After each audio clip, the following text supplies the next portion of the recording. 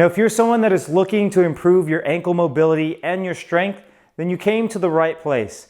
In this video, I wanted to show you 3 effective exercises that you can use to help bulletproof your ankles. Let's get started.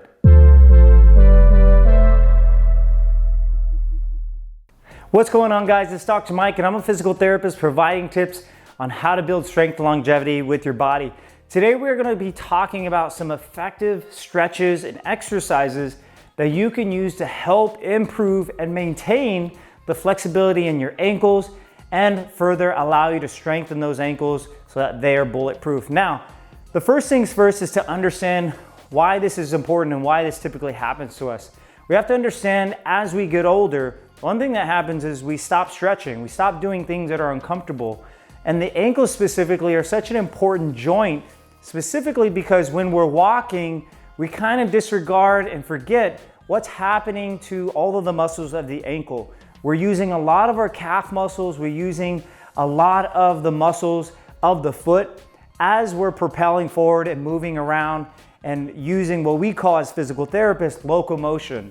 And so we forget that all those muscles of the foot and the lower leg get used tremendously, and we forget that when a muscle gets overused, it typically means that it tightens up. So not only are we stretching less, but we're really neglecting the ankle joints and really allowing that ankle joint to get super tight, causing, issues like Achilles tendonitis, plantar fascia, and all sorts of conditions that really affect us down the road simply because we stop stretching.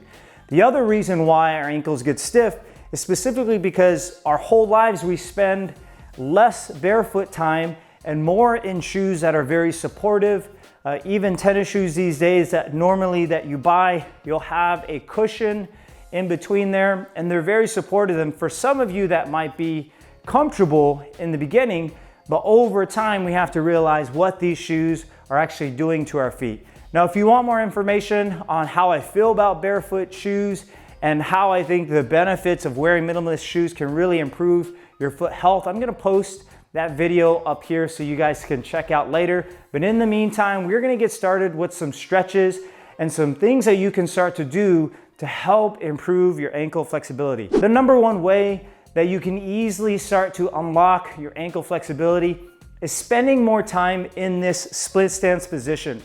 And what that means is that before you're warming up or before you're getting going during the day, one of the easiest things that you can do to start improving your ankle mobility is by spending some time in the split stance where one leg is coming forward and then the opposite leg is going behind me. The leg that I'm focusing on stretching is actually the muscles with the leg that's behind me. Also, I'm even gonna be getting a stretch on the front of the calf, but you're gonna mostly feel this on the leg that's behind you. Now, when you set this up, you can simply be in your bathroom, brushing your teeth, or working on something at your desk. This can be an easy way in your day to help improve the ankle flexibility.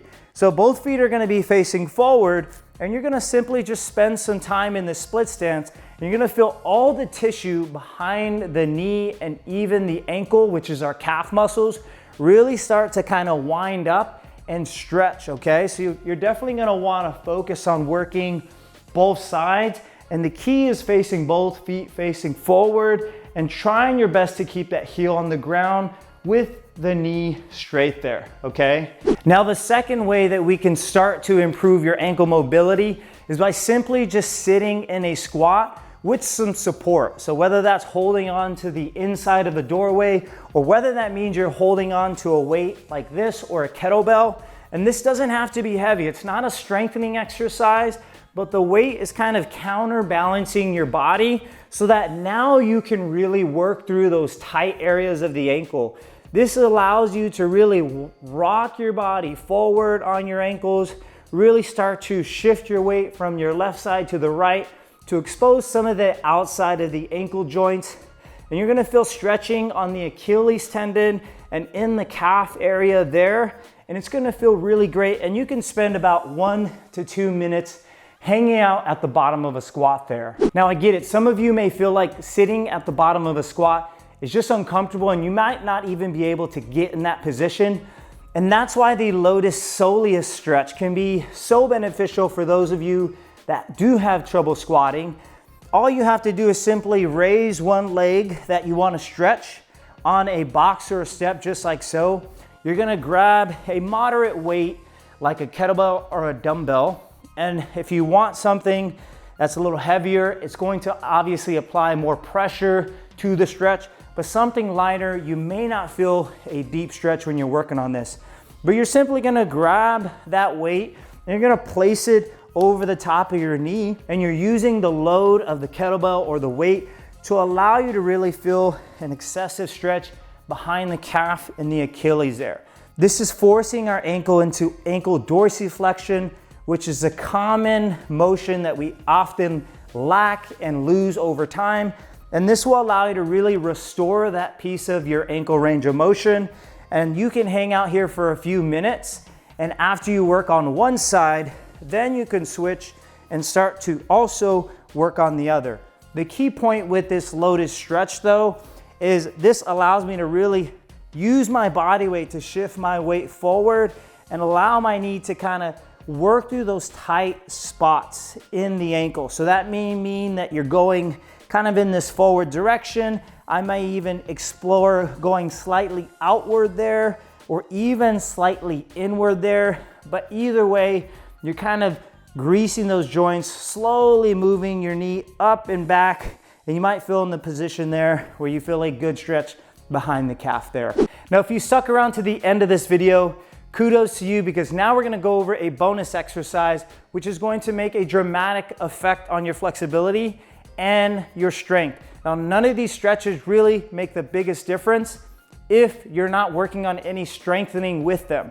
We know that as physical therapists, mobility is key, but also strength is key in that new range of motion that you are gaining.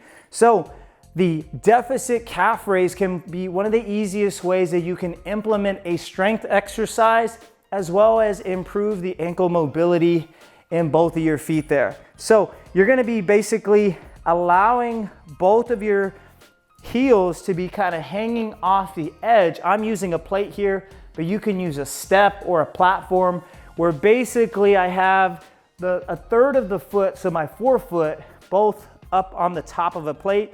And notice my knees are as straight as possible and my heels are hanging off the ground there. Now they're not touching, but they're kind of hanging. So just by me standing here, I'm already feeling a good stretch behind the calf there.